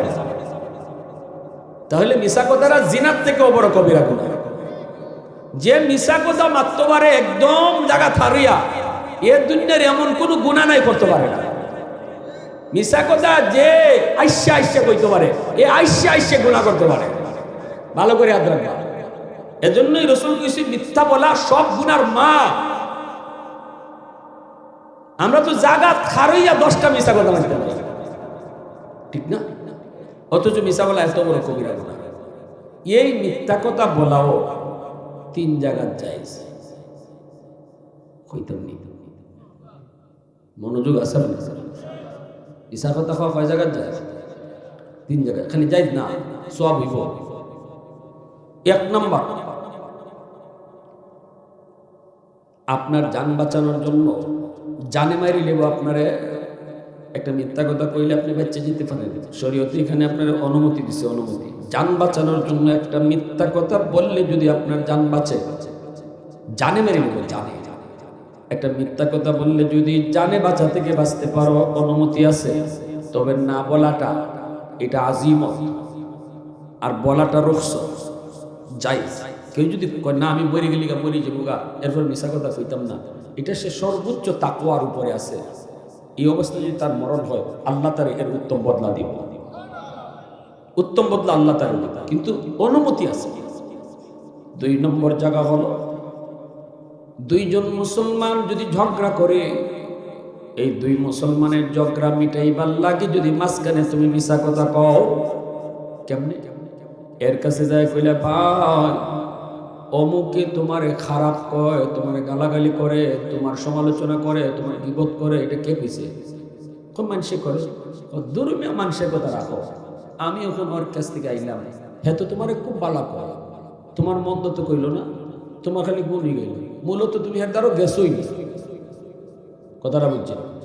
2 জনের ভিতরে যে একটা গুসা আসিল, একজনের প্রতি আরেকজন হিংসা আসিল, এটা তুমি মাঝখানে হামাইয়া 2 জনে গুসা ভাঙ্গাইতেছো মিছা কথা। হাসানি মানুষ দিয়ে আমার কই, আমার গালাগালি করে, দরমিয়া আমি নিজে কথা কই আইছি, এখন তোমারে ভালো কইছে, একবারও তোমার মন্দ কইছে না, তোমার সম্পর্কে ভালো কথা কইছে। এই এর কিছু নরম কইল, এদিকে এর কাছে গিয়া কয় অমুকরে তুমি খারাপ জানো, কে কইছে? কয় মানুষে কয় আমি নিজে কথা কই আইছি, সে তোমারে ভালো জানে, সে তোমার একটা মন্দ কথা কয় নাই, ভালো ভালো কথা তোমার শুনাইছে। 2 জনের মধ্যে এই যে একটা দূরত্ব আছিল, মিছা কথা কইয়া তুমি যদি 2 জন মুসলমানকে মিলায়া দাও, এখানেও মিছা কথা কোয়া খালি জায়েজ না, শরীয়তে তোমারে সওয়াব দিব। আরেকটা মিছা কথা কোয়ার জায়েজ আছে। এই জায়গাটা কোন জায়গা কইতাম না, না ফেস লাগবে, ফেস লাগি না, তাইলে মাইক বন্ধ করে রাখো, আর ঘরের ম্যাডামরা শুনিলে বিপদ হয়ে গেল। কইতা বউয়ের টেম্পার যদি বেশি গরম হয়, আসুন না নাকি? হ্যাঁ, সব আল্লাহর বান্দিত একরকম না, কিছু কিছু আল্লাহর বান্দিত আছে মাশাআল্লাহ, জামাই একটা বেলে তাই 10টা হলে। এমন যদি হয় যে মিজাজ খুব গরম, তাইলে তুমি শাড়ি আনছো 700 টাকা দিয়া, আইনে যদি তুমি কও শাড়ির দাম 700, তাইলে আমার ম্যাডামের মিটার গরম হয়ে যেতে পারে। কইব তুমি শার্ট কিনো, লুঙ্গি কিনো, ফ্যান কিনো 1200, 1500, 2000, আর আমার লাগি শাড়ি আনছো 500 আর 700, তুমি তোমার শাড়ি পরো। যদি তাই এমনই করি, তাইলে কইতা শাড়ির দাম 5000। গড় ঠিক না থাকলে সব বেঠিক, ঠিক না নি? গড় যদি আগুন লাগে তুই এই গড় আর শান্তি আইনি, এখন গড়ের শান্তি ঠিক রাখার লাগে এখানে তুমি একটু মিশা কথা কইয়া কইতায় শাড়ির দাম 2000, শাড়ির দাম 1500, যাতে কইরা তাই মেজাজ গরম না হয়, এটা কইলে তাই কইলে পরে এখানে খাওয়াটা যাই গেছে। বুঝলাম নি? এখন যে আমি এই কথাটা কইলাম, এখন তো আপনারা যদি গিয়া কইনো শাড়ির দাম অরিজিনাল দাম 1000, তাও বিশ্বাস করছে না, তবে হুজুর এই খাই গেছিল। আসল কথা কইলাম শাড়ির দাম কত, ঠিক না? এই যে সমাজের এই যে দুইজন গোষ্ঠীর বা দুইজন মানুষের ঝগড়া আপনি মাঝখানে হামাইয়া একটু মিশার আশ্রয় নিয়ে দুইজনে মিলাই দিচ্ছেন, এখানে শরীয়তে আপনার মিশা কথা পাওয়া যায় দাঁড়াইছে। আল্লাহু আকবার জোরে করুন। এজন্য আমার ভাইরা, আল্লাহর নবী, রহমতের নবী, সব সময় সমাজের এই সমস্ত ভালো কাজগুলো নবী দেখতেন। এ যুবক, আমি আগেই বলেছি, কোরআন তেলাওয়াত, নফল নামাজ, নফল জিকির, এগুলো আল্লাহ পাকের বন্দেগী, কিন্তু এর চেয়েও বড় বন্দেগী হলো মানুষের উপকারে হাঁটা। মানুষের উপকারের জন্য যদি তুমি পায়ে হাঁটো, সময় দাও, তাহলে এই উপকারটা নফল বন্দেগীর চেয়ে বেশি সওয়াব হয়। আম্মাদান খাদিজাতুল কুবরা, মক্কার সবচেয়ে ধনী নারী, আন্তর্জাতিক মানের তিনি একজন ব্যবসায়ী। আমার নবীর তিনি চিফ ম্যানেজার বানাইছেন, নবীজি চিফ ম্যানেজার হয়েছেন। এইবার আল্লাহর নবীর প্রতি আস্তে আস্তে তিনি দুর্বল হয়ে পড়লেন। কেমনে? কারণ তিনি নিজের চোখে দেখছেন আমার নবীর মাথার উপরে মেঘমালা ছায়া দেয়, আমার নবীর সাপে বাতাস দেয়, আমার নবীর বকরিগুলা বাগে রাখালি করে। এটা আম্মাজান নিজের চোখে দেখছেন। দেখার পরে তিনি ছাগল রাখালি চাকরি থেকে সরাইয়া চিফ ম্যানেজার বানায় দিয়েছেন। এরপরে আল্লাহ নবীর আমানতদারি আর নবীর চরিত্রের উপরে মুগ্ধ হইয়া আম্মাদান ভিতরে ভিতরে দুর্বল হয়ে গেছে, প্রেমে পড়ে গেছে। নবীজির ভালোবাসা মহব্বত তার অন্তরে জন্মে গেছে। কিন্তু ম্যানেজারের বিয়া করবেন কেমনে? তিনি তো মালিক, আর নবী হইলেন ওনার আন্ডারে চাকরি করেন। কেমনে কোন আমি আপনার কাছে বিয়া বইতাম? অথচ মক্কার অনেক যুবক, প্রিন্সের মতো চেহারা, যুবরাজ, বাদশার পোলাপানো আম্মাদানকে বিয়া করার লাগি পাগল। কারণ মক্কার সবচেয়ে সুন্দরী ছিলেন আম্মাদান খাদিজাতুল কুবরা। যেমন সুন্দরী তেমন তিনি পবিত্র, পুত পবিত্র। এজন্য ওনার উপাধি ছিল তাহেরা। চোখ তুললে কেউ তাকাইবার সাহস করতো না। মক্কায় এমন কোন মানুষ ছিল না যেই মানুষ ওনার দান সদকা পাইতো না। আল্লাহু আকবার। বিভিন্ন দেশে এনার ব্যবসা ছড়ায় ছিটায় ছিল, সম্পদের অভাব নাই। তখনকার সময়ে কোটি কোটি কোটি কোটি টাকার মালিক, কয়টা বাড়ি এর হিসাব নাই, কয়টা ঘর হিসাব নাই। এই অবস্থায় তিনি আমার নবীর উপরে দুর্বল। নবীকে বিয়ে করবেন, কিন্তু প্রস্তাব দেন কেমনে? বান্ধবীরা বলতেছেন, সখী আমার ম্যানেজার তোমাদের কেমন লাগে?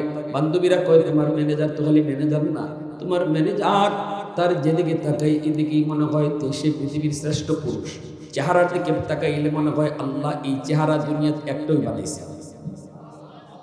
এত আস্তে সুবহানাল্লাহ বললেন। আমার নবীর একটা সম্মানের কথা শুনে আরো জোরে কর না সুবহানাল্লাহ। এইভাবে বান্ধবীরাও যখন উৎসাহ দেয়, আম্মা জান কয় একটু যাও না, বান্ধবী জানা গিয়ে একটু কো না, একটু কো না আমার কেমন লাগে আমার ম্যানেজারের। বান্ধবী কই, মোহাম্মদ একটা কথা কইতাম। কি কথা?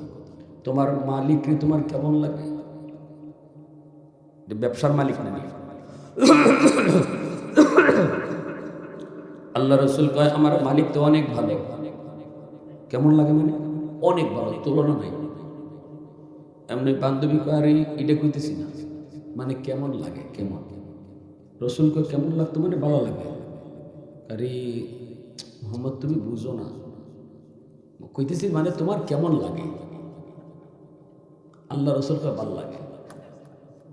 পরে বান্ধবী কয় তোমার বাঙ্গা না কইলে বুঝতে, তোমার ম্যানেজার তোমার মালিক তোমার কাছে বিয়ার প্রস্তাব পাঠাইছে, বিয়া করবে তাই না?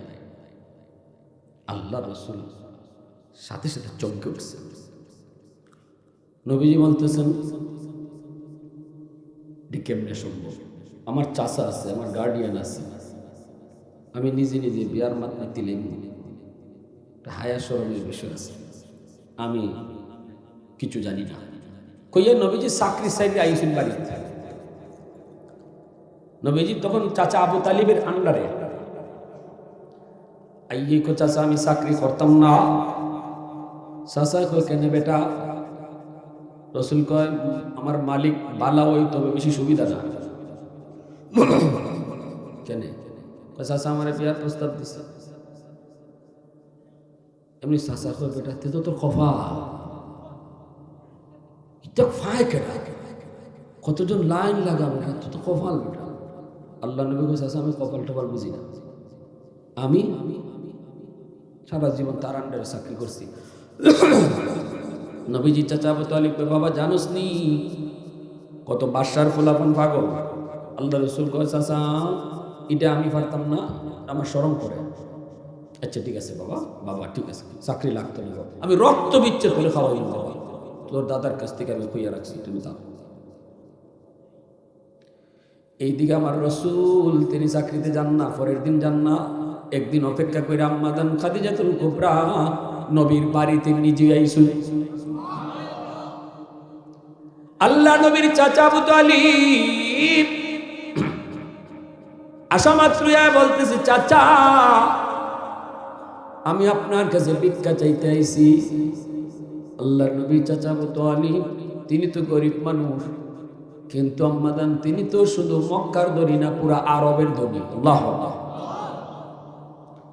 নবীজির চাচা আবু তালিব কয় খাদিজা তোমারে ভিক্ষা দেওয়ার মতো আমার কাছে কি আছে, শরম দিও না। আম্মাদান কয় আপনার কাছে আছে যেটা ইডে ওই ভিক্ষা চাইতেছি। নবীজির চাচা আবু তালিব কই কি আছে একটু কও। কয় আপনার ভাতিজা মুহাম্মদ। আল্লাহ নবীর চাচা আবু তালিব মনে মনে করে আমার ভাতিজা দিয়ে হাসি কইছে, তো কি হইছে ওর ভাতিজা মুহাম্মদ নে কি করব? আপনি যদি আপনার ভাতিজার বউ বানান সারা জীবন আমি আপনার বাড়ির উঠান জারো দিব। সুবহানাল্লাহ, কি জাত মহব্বত অন্তরে জন্মেছে রাসূলের প্রতি। আল্লাহ আল্লাহ নবীর চাচা আবু তালিব কই খাদিজা আমার ভাতিজার একটু জিগানি লাগবো, তে তুমি একটু বউ। নবীজির কাছে আবু তালিব চলে আসলেন, আয়েশা বলতেছেন ভাতিজা মুহাম্মদ যা বলেছো ঠিক বলেছো বাবা, খাদিজা তো আমাকে বাড়িতে এসে ভাতিজারে ফিরাই দিস না বেটা, এটা কপাল রে বাবা। বাবারে কত কষ্ট করে চলতেছি, এক বেলা খাই আর এক বেলা খাই না, দিনটা যদি একটু ঘুরে বাবা রাজি যা, রাজি যা। আল্লাহ রসুল কাছে আসা রাজি ওই তবে শর্ত আছে। নবীর চাচায় কয়টা? তিনটা। আল্লাহ নবীর চাচা আইসে খাদিজার কাছে আইসা বলতেছে খাদিজা আমার ভাতিজা রাজি হইছে, তবে শর্ত আছে। আম্মাদান কয় শর্ত 100টা হইলো আমি রাজি আছি। নবীজির চাচা আবু তালিব যা কয় ভাতিজা খাদিজা 100 শর্ত দিলেও রাজি আছে বেটা, তে শর্ত 3টা না আরো 2-1টা বাড়া। আল্লাহ নবী কয় চাচা বাড়ানি লাগতো না, 3টেই যথেষ্ট। 2 জন রে চাচা ভয় দিছে, আর চাচা লয়ে যায় ভাতিজার আর ভাতিজা 3টা শর্ত তুই কিতা কইবে জানি না, তবে চাচার ভাই চাইয়া কইছে। আল্লাহ নবী গিয়া বইছেন, নবী কয় 1 নাম্বার শর্ত হলো আপনার যত বাড়ি আছে মক্কায় সবগুলা বাড়ি, যাদের বাড়ি নাই ঘর নাই তাদেরকে দিয়া দিতে হবে। আম্মাদান কয় আমি রাজি আছি। সুবহানাল্লাহ, জোরে কর। 2 নাম্বার শর্ত হলো এমনি চাচা আবু তালিব কানে কানে গিয়া কয় ভাতিজা একটু চাচার ভাই চাইস। আল্লাহ রসুল কয় 2 নাম্বার শর্ত হলো আমার ঘরে যদি আপনি আসতে চান, বিবি হয়ে আমি আপনাকে সর্বোচ্চ সম্মান দিব, ইজ্জত দিব, স্ত্রীর মর্যাদা দিব, বুক ভরা ভালোবাসা আপনারে দিব, কিন্তু আমার ঘরে খানা নাই, আমার ঘরে থাকার জায়গা নাই, আমি চাচার ঘর থাকি, চাচার ঘর খাই, আমার ঘরও ঠিক মতো নাই, কই রাখবো কই থাকবো আমি জানি না। আবার কখনো চুলায় আগুন জ্বলবে না, একদিন, 2 দিন, 3 দিনও হয়তো চুলায় আগুন জ্বলবে না। জীবনে আপনি কোনোদিন উপাস থাকেন নাই, উপাস থাকার কষ্ট আপনি বুঝেন না, কিন্তু আমি মুহাম্মদের কাছে আসলে পরে উপাস থাকতে হবে পারবেননি। এই কথা বলতে আম্মাদান কই আমি রাজি আছি, সারা জীবন উপাস থাকতে রাজি আছি। আল্লাহু আকবার। উলফত মে তেরি ওয়াইসিনে দান্দাম কুতুরা, अबू बकर उमर नक्श कदम तेरा न चूरा, उल्फत में तेरी वैसी ने दंदान को तूरा, अबू बकर उमर नक्श कदम तेरा न चूरा, ऐ उशाक नबी वाक़ी असरार मदीना, सुल्तान का सुल्तान है सुल्तान मदीना, सरकार का सरकार है सरकार मदीना, गुलजार का गुलजार है गुलजार मदीना। मोहब्बतेर साथे बोली আল্লাহু আকবার। এখন রইছে শর্ত কয়টা? চাচা গিয়া করবাতিজা আর একটাই রইছে মাত্র। জীবনে খুব কষ্ট করছি রে বাজান, একটু চাচার ভাই চাইস। আল্লাহ রাসূল সান 3 নম্বর শর্ত নবীতে, আপনার যত সম্পদ হইতে চাচার ভিতরে খুশি হয়েছে, আমার চাচারে দিল, এই কথাটা হইলে তুই জায়গা, অথবা আমারে দিল, আরে আমি না ফেই বাতি যাই ফেইল তুই তো আমার ওই। কিন্তু যেই কইছে আল্লাহ রাসূল আপনার যত সম্পদ, চাচা আবু তালিব কবেটা কইলাম, আল্লাহ রাসূল কয় সব সম্পদ গরিবের ভিতরে বন্টন করে দিতে হবে। আম্মাদানকে আমি রাজি আছি, আল্লাহু আকবার জোরে কও। যত সম্পদ সব সম্পদ গরিবের ভিতরে বন্টন, আম্মাদানকে আমি তাতেও রাজি তাতেও রাজি তাতেও রাজি। নবীর চাচা আবু তালিব কয় তোর বিয়া তুই কর, আমি গেলাম। এই শর্তগুলা মাইন্না আম্মাজান নবীর ঘরে আসলেন। একদিনে নবী যত কোটি কোটি সম্পদ সব সম্পদ গরিবের মাঝে বন্টন করে দিয়েছেন। আল্লাহর নবী একটা সুতাও রাখেন না। এ যুবক, আজকে বিয়া কইরা তুমি মোর কাছ থেকে হুন্ডা নাও, বিয়া কইরা হোর বাড়ির কাছ থেকে ফ্রিজ নাও, সৌদি আরব যাইবার লাগে 5 লাখ টাকা লাগবে, টাকা নাও। আমার নবীর আদর্শ কি? আমার নবী দয়ের নবী এত ধনী একজন বউ আনছেন, কিন্তু বউর একটা সম্পদ নবী নিজে নেন নাই। আল্লাহু আকবার জোরে কও, আরো জোরে কও আল্লাহু আকবার। যৌতুক নেওয়া হালাল না হারাম? আরো জোরে। এই যুবকরা যারা সামাজিক সমাজ কল্যাণ পরিষদ করছো, তোমরা আজকের থেকে এটা লিখে রাখবে, আমাদের সমাজে যৌতুক চলবে না। কারা কারা রাজি আছেন একটু হাত উঠে আল্লাহরে দেখা।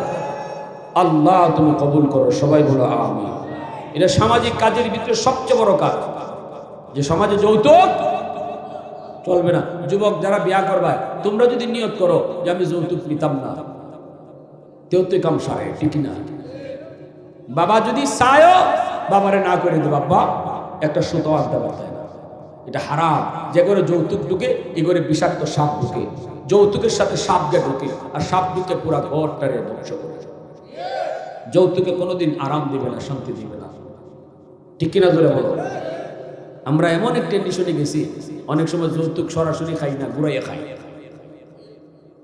আপনার ফুরিয়ত তুই থাকবো, তে একটা খাট পালন না দিলে হয়, আপনার জিও তুই করে থাকবো, টেলিভিশন না দেখলে কেমনে তুই কি করতো, আপনার জামাইত তুই বাজার ঘাটও যাইব, একটা মোটরসাইকেল না দিলে হয়। আবার অনেক সময় নিজে কই না, নিজে না কই আর একজন দেখ, না না না এটা পারে না, এটা পারে না, এটা খবর নেই। তবে সমাজে এটা তো নর্মাল, একটা মোটরসাইকেল একটা পালসার ওই দিছে, এইটা সাধারণ, প্রথম কিছু না যায় না যায়। আর মেয়ের বাপেও চিন্তা করে, আচ্ছা তুই যখন মোটরসাইকেল নিছ তেনে খাবির লেখ 20 লাখ,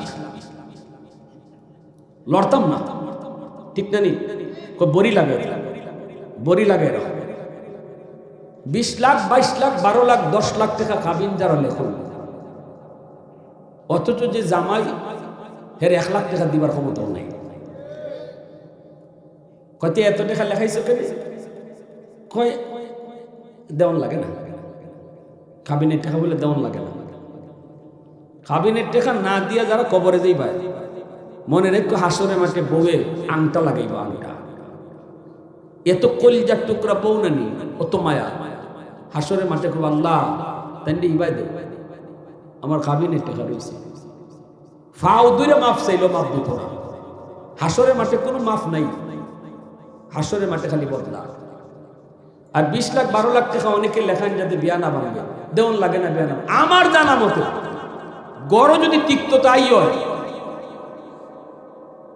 তাহলে ইতা খাবিন 10 লাখ না 12 লাখ না 20 লাখ ইতার ভাই চায় না। তালাক দেওয়ার সময় একবার নানি শুদ্ধা তালাক দেয়, খালি তোরেও তোর মারেও তোর নানিরও তোর 14 গোষ্ঠী। আর অনেক বউ আছে কাবিন 10 লাখ 12 লাখ কইলে পরে জামাই রেছে কিছু ওইলে না ওইলে, তোর বাপের গড়িলে তালাক দিয়ে, তোর বাপের গড়িলে তালাক দে। হেরে তুলে আরো জিদ ঠিক না নেই। এই সময় হে কাবিন 50 লাখ টাকা দিয়ে, এটা কি মাথাতে আছে না? উড়াদুরা মারে, উড়াদুরা। এরপরে মুফতি সাহেবের কাছে গিয়া দৌড়ে হাজির, হুজুর হুজুর খামতোটা বড়াই দিছে। কি হুজুর রাগের মাথায় তো 14 গোষ্ঠী শুদ্ধ মারছে, তো এখন কিতা করতে? হুজুর অত টাকা দিতাম পারতাম না, আর ফুলা আছে একটা, ফুই আছে একটা, হুজুর কোন রকম একটু বাউ করুন না। 3 তালাক দিলাইলে পরে আর বাউ দেওয়ার কোনো সুযোগ নাই। বাউর সুযোগ শুধু একটা যদি দিয়া তখন, অথবা 2টা। 3টা দিলাইলে পরে আর কোনো সুযোগ হিল্লা বিল্লা নাই। কের হিল্লা? আল্লাহ রসুল কয় যে হিল্লা হিল্লা কইরা বউ আবার আনে, এ নিজে বমি কইরা নিজের বমি নিজে খাইতেছে। পারবানি আপনারা এই সমাজের কেউ, ইসলামপুরের কেউ বমি কইরা বমি খাইতা? তো এইভাবে হিল্লা এত নিকৃষ্ট জিনিস। এজন্য তালাক দেওয়ার আগে চিন্তা করতে হয়, তালাক খেলার বিষয় না। রাগ উঠলো আর মাইরে দিলেন, জি না, এটা বন্দুকের গুল্লি। গুল্লি যেমন সাইরে দিলে পরে এটা আর ফিরত আনা যায় না, তালাকটাও এমন। তালাক কইলিস 3 তালাক, 3টা দিলাইছ শেষ, গুলি বাইরে গেছে। 1টা 2টা দিল আটকাইলেছে, 3টা মাইরে দিছে বাইরে গেছে, আর কোনো ক্ষমতা নাই ফিরে আনা। আজকে আমাদের সমাজে কিছু টেলিভিশন মার্কা মুফতি হল আছে, কয় লিখিত তালাক দিলে তালাক, মুখে তালাক দিলে হয় না। এদের কাছে গিয়ে ফতোয়া লইয়া বউ লইয়া আবার সংসার করতেছে, জিনা হইতেছে, জিনার সন্তান হইতেছে। নাউজুবিল্লাহ। এজন্য তো হুজুরের কাছে যাইবা, কর্মদা যাইবা, টেলিভিশনে হুজুরের কাছ থেকে ফতোয়া নিয়ে না, গেলে পরে আসল ফতোয়া পাইবা। ঠিক কিনা জোরে হন? তাইলে এই সামাজিক কল্যাণ পরিষদ যেটা আজকে, সমাজ কল্যাণ পরিষদ যারা আজকে উদ্যোগ নিছে, যারা এই সংগঠন তৈরি করছে, তাদেরকে অসংখ্য মোবারকবাদ। আমরা তাদের জন্য দোয়া করি, সমাজের ভালো ভালো কাজ যেন তারা উদ্যোগ নেয়। আর এটা আমরা ওয়াদাবদ্ধ হয়েছি যে আজকে তাদের পরিষদের প্রথম হেডলাইন থাকতো, এই সমাজে যৌতুক চলবে। যে বাড়িতে যৌতুকে বিয়া হইতেছে, এই বিয়া বাড়ির অনুষ্ঠানে খাইতে যাইবেন না। কারা কারা রাজি আছেন একটু হাত উঠে আপনারা দেখেন।